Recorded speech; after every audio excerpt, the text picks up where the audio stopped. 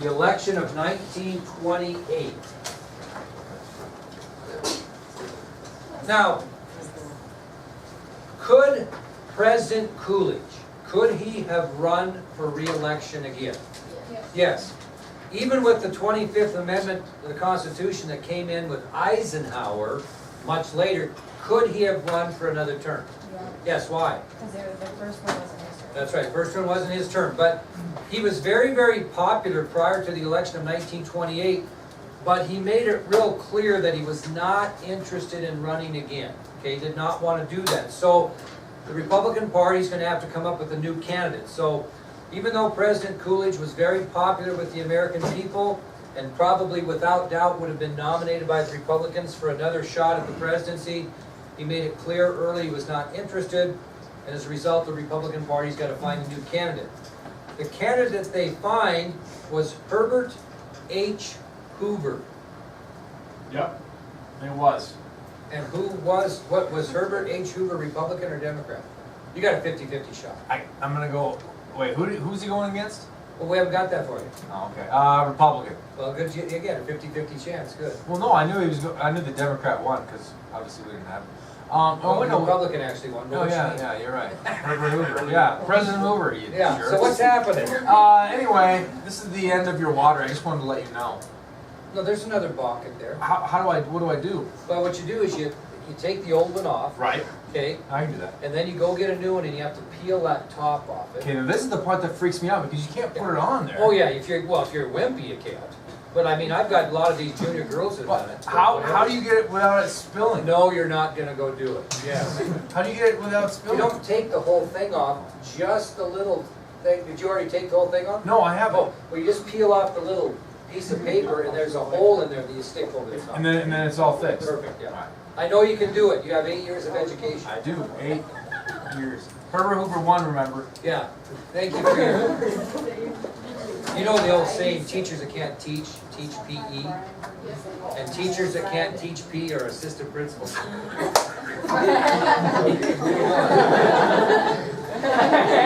Okay, we'll get him on the website tonight. Huh? All right. Anyway, the Republican Party nominates Herbert H. Hoover, and the time of his nomination, he wasn't even in politics. He was a mining engineer.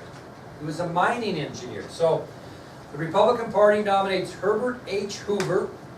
He was a very successful mining engineer at the time of his nomination.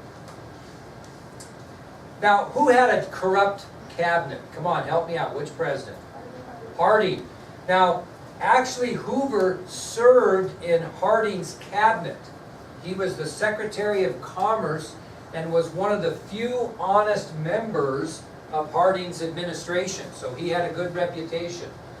So Hoover served as Secretary of Commerce during the Harding administration, and he was one of the few honest members of that cabinet. So he will run for the presidency on the Republican ticket. The Democrats nominated New York Governor Alfred E. Smith for president. Okay? The Democrats nominated New York Governor Alfred E. Smith for president. Now, Smith had a couple of strikes against him right off the bat. As soon as he was nominated, he had 2 strikes against him. Okay? One of the strikes is he opposed prohibition. He opposed prohibition. Okay, what is prohibition? Anybody know? Any of you alcoholics in the room? Prohibition's where they... You noticed Delancey popped right up, or the lady popped up with that answer just like that. Because she knows what prohibition is, because it's not drinking, right? Yeah. Thank you. No, during the Prohibition period of the 1920s, alcohol was illegal, just like marijuana would be illegal, or drugs are illegal. Alcohol was illegal. So if he opposed prohibition, what stance did he have? Was he for alcohol or against it? He was for it, which wasn't the popular thing to be for at the time. It would be like in present day, a guy running for president saying, well, I'm for heroin. I'm for using heroin, legalizing heroin. Seriously, that would be about what it would be. because Prohibition was such a controversial thing. So Alfred E. Smith opposed Prohibition. That was one strike he had against him. The second strike, he was Roman Catholic. Not one man in American history had even been nominated by his party that was of the Roman Catholic religion prior to Alfred E. Smith. Who's going to be the first president of Roman Catholic persuasion elected president? John F. Kennedy. And that hurt him when we get into the 60s next year. Him being a Roman Catholic caused doubt in a lot of people's mind because they thought the Pope would be running the country. It was no different than when Mitt Romney ran for president in the election before last. There were people that were stupid enough to think, well, if he gets elected, the Mormon religion will run the country. He faced some of the same discriminations as Kennedy did and as Alfred E. Smith will. But that's what happens when you get someone of a religious context running. So Smith had 2 strikes against him. He opposed Prohibition, and he was Roman Catholic. And he becomes the first man in American history of the Roman Catholic religion even to be nominated for president. Okay? Well, these issues really hurt Smith badly. Hoover crushed him. 444 electoral votes to 87. 444 to 87. Herbert Hoover defeats Alfred E. Smith for the presidency. Now, it was so bad for Smith that he even lost states in the South that had gone to the Democratic Party since the Civil War. In other words, some of these states had voted Democrat since the Civil War, and he lost those southern states. That's how those 2 things hurt him so bad.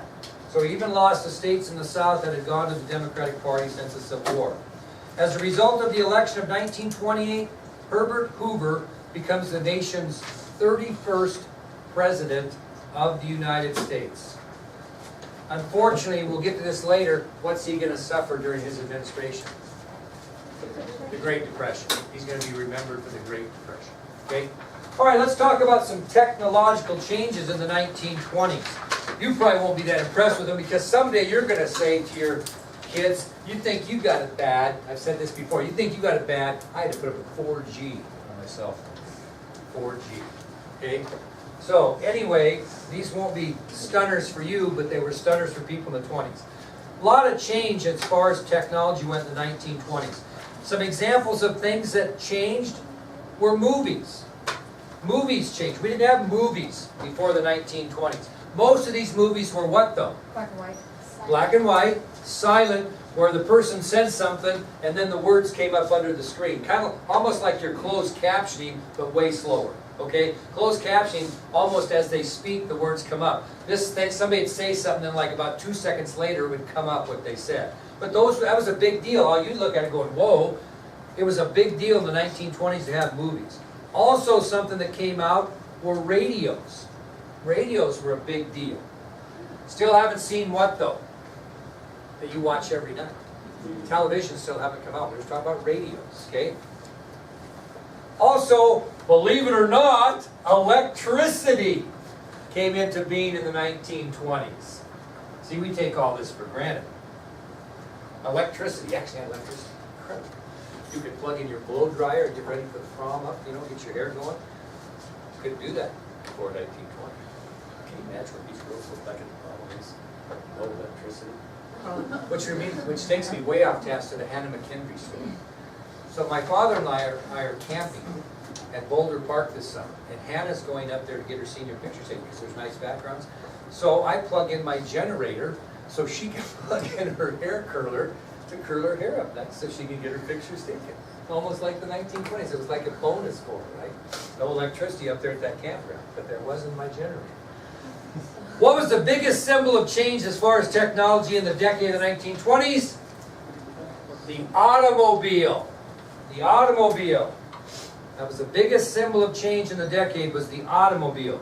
Who established the mass production of low-priced automobiles in the 1920s? Henry Ford did that. Henry Ford established the mass production of low-priced automobiles. And he made them low-priced so people could afford them. He wanted many Americans, if not all Americans, to be able to afford an automobile. How do you think Ford got the way they are today? Kids, Ford is the only car dealership that did not take money from President Obama when he bailed out all those Ford dealers, those car dealerships. A friend of mine owns a Ford dealership in Forsyth, Montana, best friend in high school. He's very proud of the fact that Ford was the only company that did not take money from the government to bail themselves out. Okay? So Henry Ford made something good. He introduced the mass production of low-priced automobiles. He wanted every American to be able to purchase one. And the extensive use of the automobile, thanks to Henry Ford, transformed American society. Absolutely. So I'm going to give you some other technological breakthroughs during the decade that you probably take for granted, but it's kind of cool. Here's some other things that happened in the 1920s. Synthetics came about. Synthetics. Yeah. Synthetics. So you know how to spell them. You know what synthetics are? What's the big deal with synthetics? If you, these nice clothes that you have on, are they made from real fibers? Yeah. Some of them could be, but what are some of them made from? A lot of them. Synthetic fiber. Okay, so these are chemically produced fibers that we really needed in the United States after World War I because there was a shortage of natural fibers after the war in the United States because everything went into the war effort. So synthetics simply are chemically produced fibers. You think my wife buys, I don't wear a whole lot of dress slacks because my wife wants me to get the ones with synthetic fibers in it. Why? Well, that's part of it, but what else? It would be more work for her because I don't know how to do it. At least I profess I don't. Iron them. So synthetics wrinkled less easily than natural fibers, and they became very popular among busy people who didn't have time to iron them. Honest to God, I am 58 years old. I have never ironed one thing in my life. Have not ironed one thing in my life. Nope, that's the honest to God truth. I wouldn't even know how to plug one in and turn it on. And my wife said, you know, honey, we're going to get you some wrinkle-free pants because you don't know how to iron. So you know what I do when I wash my... This is way up fast, but I'm saying, here's the kind of husband I am. My wife and I wash our own stuff. I never wash any of her stuff. She never washes any of my stuff. Because she doesn't like the way I just kind of throw everything in there. And I don't like the way she doesn't separate. I'm kind of weird. I've got like colored clothes hangers for shirts of different color than pants because I like to be able to find it. Does that surprise you? Really? Not anything. No. Anyway, so we do our own wash. So as soon as I get my dress pants out, what do? Do I put them in the dryer? No. Let them hang. And same thing with shirts. Not shirts like this, but collared shirts that are made out of synthetic. You don't want them. I don't want to wrinkle because I don't want to iron. My wife says I'm not ironing your stuff, so hang them up.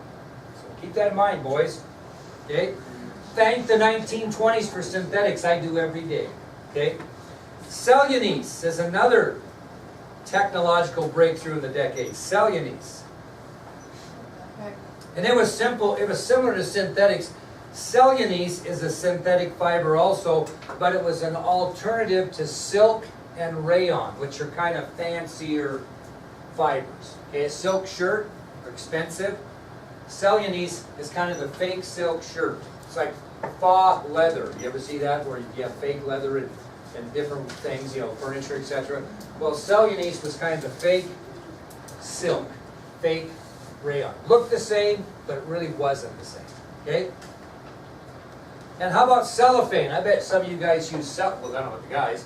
Cellophane. What's cellophane used for? I just used some last night. I am a cellophane user. Hair product. What? Hair product. Oh, what is it? Look, take a look. You know, I feel like just go over there and cut. I'm going to hold me down and get my scissors out and I'm going to bake. No, not hair products. My God, I tell you what. Brought food in it. Yeah, I'm into these. Yeah, I'm going to get you. I'm into these really lean, thin hamburgers. So I buy the hamburger and I pat them. I get a press and I mean they're perfect. And I put cellophane around. So I'm a big cellophane user. It's a synthetic fiber used as an alternative for the old brown what? Wrapping paper. Although they still use that too. Okay. Now, other advances made in technology were made in the field of medicine during the 1920s. And the first was anesthesia. What? Yeah. Now, obviously, if you think about that, before the 1920s, when they did surgery on you ever watch Dances with Wolves when they were going to cut his foot off? What'd they do for anesthesia? Stuck a piece of wood, yeah, alcohol, stuck a piece of wood in his mouth he could bite down on as they were working on it.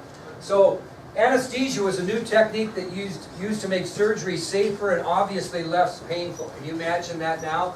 Now, some people, when you go to the dentist, I'm one of those guys that hates, I almost like the pain of the drilling into your tooth without anesthesia than I do with anesthesia that makes my head feel like it's never going to be normal again, you know, for 3 hours. But it always depends on what the dentist is going to do to me before I make that decision. But anesthesia, some people don't do well with that. When I had bicep tendon surgery about 7-8 years ago, I was goofy. I'm not kidding you. I couldn't sleep. I had real terrible. I'm trying to think when you're really unsettled. What's it called? Anxiety. I would lay down on my couch and it was like somebody was sticking my head under the water. And so I was driving me nuts. I went like 4 days, didn't sleep any. I never realized that you could not. If you don't sleep for 4 days, how weird you can get. Weirder than I am. Thank you. I beat you to it. But anyway. So I finally called the doctor and he said, what are you doing today? And I said, I'm going to go watch a basketball game. He says, I want you to drink water, go to the bathroom, drink water, just drink and drink. Because what happened is I'm a big guy and I hadn't had surgery for a long time when they put me under. And so they thought, well, this guy needs a little extra because he might wake up, he's this big guy. Well, they must have just really poured it on me because they gave me too much whatever they do to put you under. And so I just drank water and drank water and drank water and flushed that out. It took about 8 hours, but finally I was back to normal. So anesthesia is good and bad depending on how you take it. Phenobarbital, you ever heard of that? That's an old medicine that was used to control epileptic seizures at the time. Okay, so phenobarbital, they still have it, and I think it's sometimes used in epileptic seizures. But phenobarbital was also invented in the 1920s, and it was used to control epileptic seizures. E-P-I-L-E-P-T-I-C.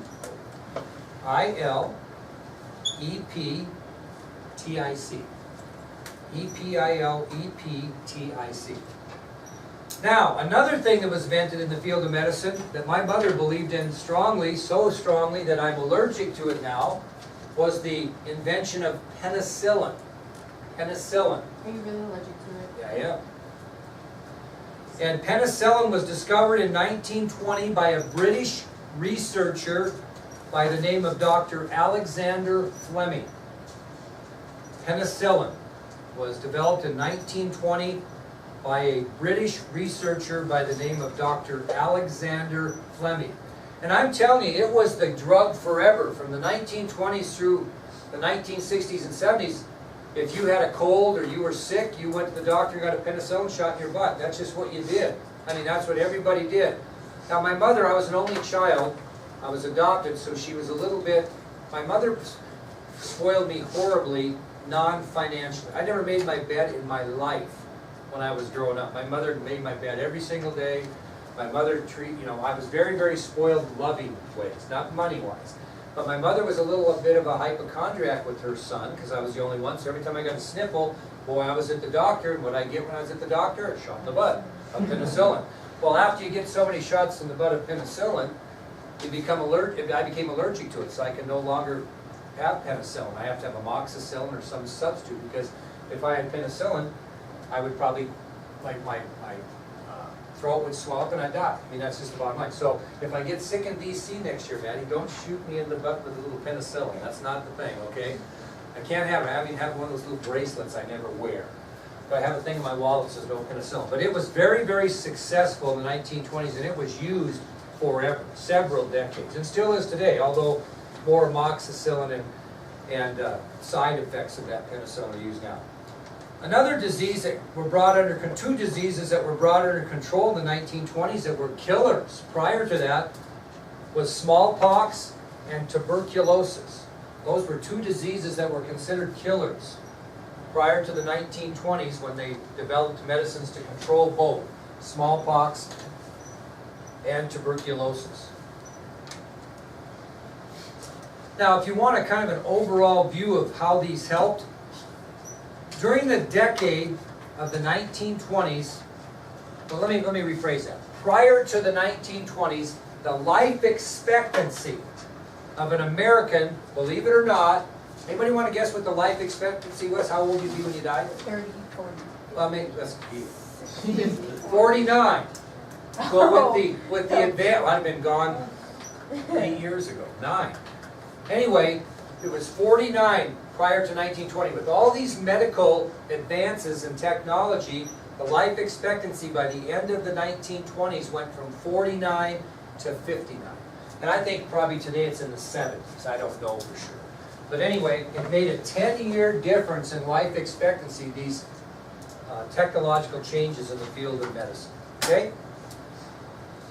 All right, that'll take us to the Jazz Age. Maybe some of you guys that are into this jazz music and will know some of this or can help me out with it. The Jazz Age, the American sound in the 1920s. That was the going thing in music, was the Jazz Age. Matter of fact, the decade of the 1920s, as I mentioned to you once before, is often referred to as the Jazz Age. So of all the music that poured from this new radio stations in the 1920s, none was more popular than jazz. Now, anybody know where jazz music was born? God, you're even in the South, notably New Orleans. Okay, very good. So jazz music was invented, so to speak, born in the South, notably New Orleans. And jazz music, Dane, I want to see if you can get this. I'm going to give you the first shot, John Philip Sousa.